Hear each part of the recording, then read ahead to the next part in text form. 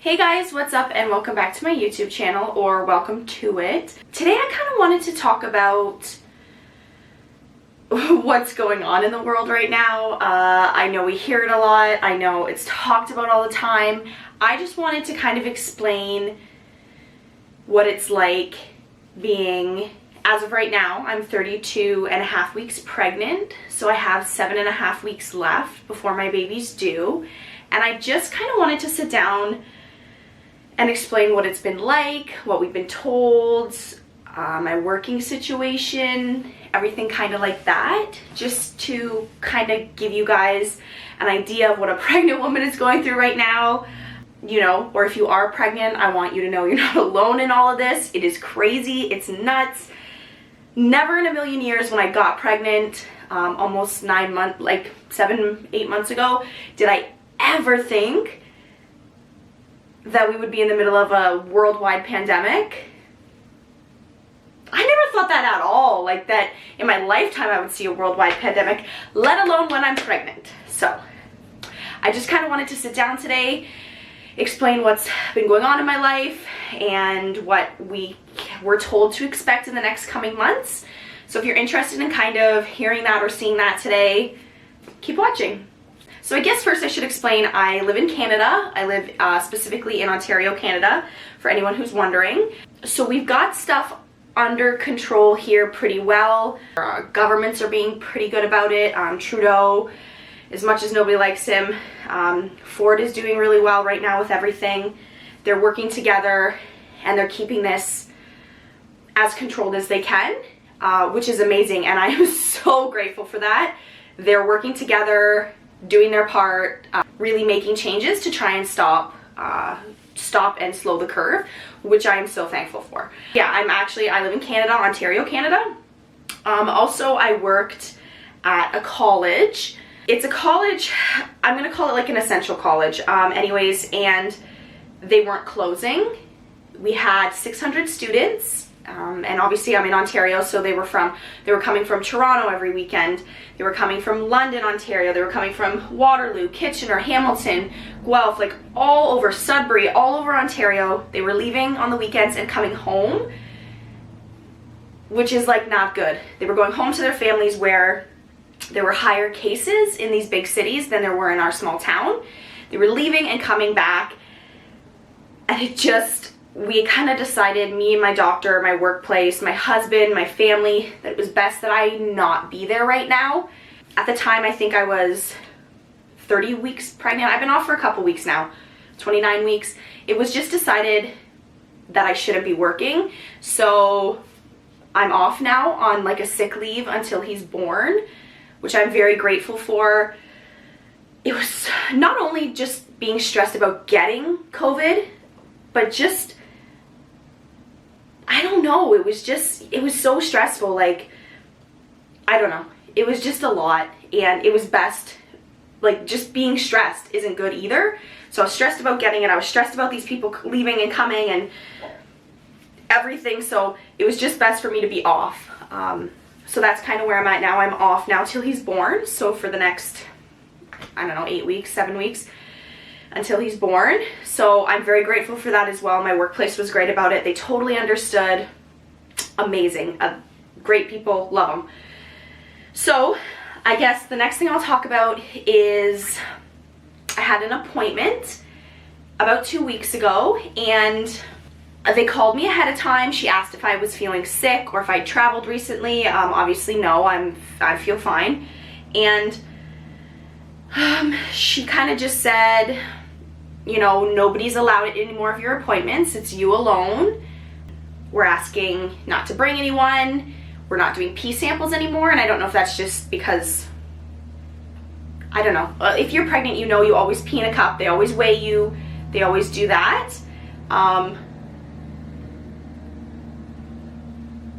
It's a tractor going by my window. Okay. Anyway, they always like take your weight and you pee in a cup, make sure your hormones are all good. So she actually said they weren't doing the peeing in the cup right now, which is fine. So she called and said no one can come. My husband did drive with me there. He had a week off of work due to everything. My husband did drive me there. He waited in the car. I went in and obviously protocols were different. Sanitizer was everywhere. They were very careful. They were very good. And I kind of talked to her and she said she needs to see her pregnant moms, which makes sense. She needs to hear the heartbeat. She needs to measure your belly. She needs to check your weight. She needs to check your, like, she can't not see her pregnant moms. It's not like an appointment you can do over the phone. So I totally get it. I was very careful, as you should be. They were very careful, cleaning everything. It was fine. She did inform us though that, well, I guess I kind of asked. She didn't inform, and I said, I know you've been asked this a million times, and I'm sure you're gonna get asked it a million more, but are we allowed support people in the room at the moment? Because I've heard that it was down to 1 in the hospital that I'm preparing, like, to give birth at. And she did tell me that it is down from 2 support people to 1, which was very upsetting. My mother was planning on coming into the room with me and John when we gave birth. She was going to be there as support for me, as support for John. I wanted someone in there that has been through this before. Me and my mom are so close. If you know us, you know that. We are ridiculously close. But she did say it's down from 2 support people allowed in a birthing room to 1. And she did say that there is a possibility that it could go down to no support people in the birthing room by the time that he's born, which is, at the time it was maybe 9 weeks away. So if stuff gets worse, we were told to possibly prepare for the fact that my husband might not even be able to be in the room. And I have cried, John has cried, my mom has cried, we have all cried about this, and I don't want to come off like I'm not grateful. Like, I know that being pregnant and having a baby is something a lot of women can't even experience, and I've been through that. I've had a miscarriage. I know that feeling, and I don't want to sit here and make it sound like I'm ungrateful that I can't have a baby and that I'm gonna have one. It's just, I can be upset. This was my thing. This is my first time having a baby. This is my first experience with all of this, and I can be upset. And for someone to tell you that you can't be or whatever, that just, don't even listen. I can be upset. This is upsetting. This is not the normal. This is not the way that it should be. This is not how we planned it. And I just want you to know that if you are pregnant and going through this, you can be upset. This is all really effed up and it's not normal. We're in a worldwide pandemic right now. You can be upset if your birthing experience isn't going to be what you want. Be upset, girl. You have the right. Like, if you're being told your birthing plan isn't what you wanted, you can be upset. And I just want to put that out there because I was feeling so bad. Like, why are you complaining? Why are you upset? You're having a baby. Ugh. Yeah, I am, and it's amazing, but I have the right to be upset. This is upsetting. It's not what I wanted. It's not what my husband wanted. It's not what any of us wanted. It's upsetting, and you have the right to feel that way. So I've been trying to process the fact that my husband might not be allowed in the room. I can't imagine it. I'm already devastated that my mom can't. I really wanted her to be there and experience that with us. So that's upsetting, obviously. But I can't even imagine birthing our child. He's not just mine, he's my husband's. I can't imagine birthing, oh God, I'm gonna get upset a little bit. I can't imagine birthing, like our child together and him missing that. That's what upsets me the most. Sorry.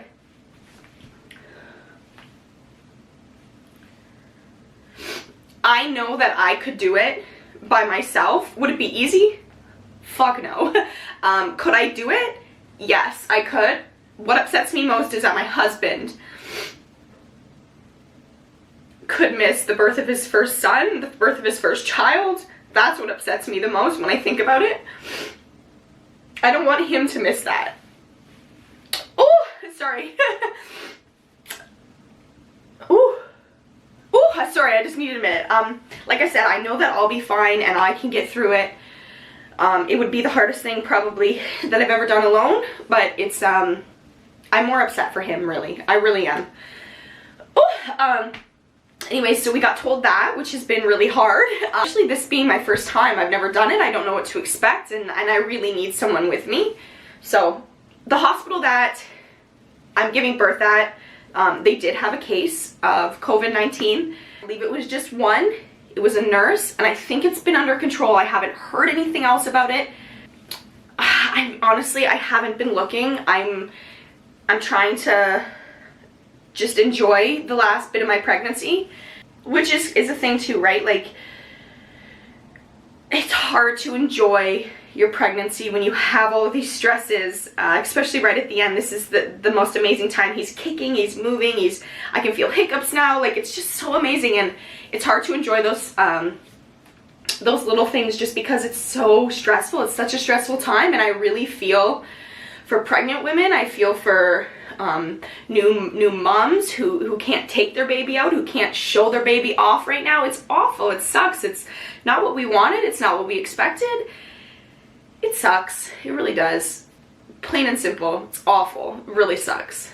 Another thing that we got told, because I'm a bigger woman, that's no surprise to anyone, but because I am bigger, I have a 35-week ultrasound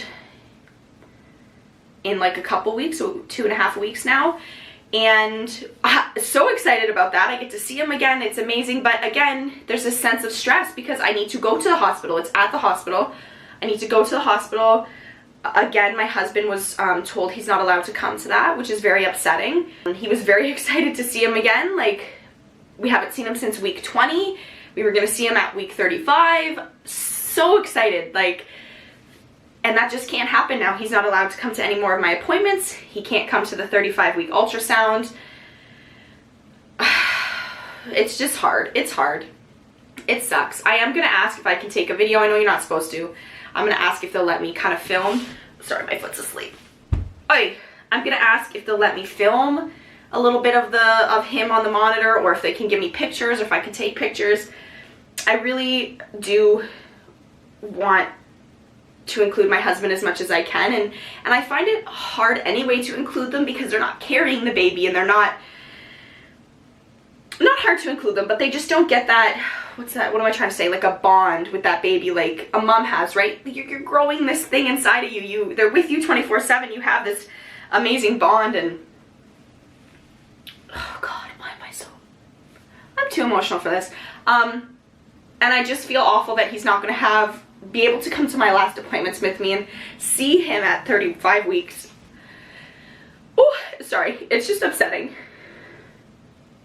Something else we were told is that we will not be having our hospital visit. That sucks too, because that's something you're excited for. You're excited for going to the hospital, seeing where you're going to give birth, meeting the nurses. I know they give you a little bit of information about how to care for a newborn when you're there. I just was really excited for that to be part of our experience, because that's the normal experience. You know, you go, you have a hospital visit, you see where you're going to give birth, you meet the women that are going to deliver you your child. Like, it's just so amazing, and that's just not going to happen for us. We were told it's going to kind of happen over the phone. Questions can be answered there. Paperwork, usually you pre-register. That gets handed in at the hospital visit. That's not going to happen for us. We're going to fill it all out kind of with the woman on the phone and bring that in when I am in labor. So that's a little bit different, something I'm not looking forward to. I kind of wanted to get that filled out of the way when I'm in labor. Like, that's all we need to worry about. We don't need to worry about grabbing papers. We don't need to worry about all that, but now that's another kind of worry. So obviously we were told once the baby has been delivered and born, no visitors whatsoever allowed to come see him at the hospital.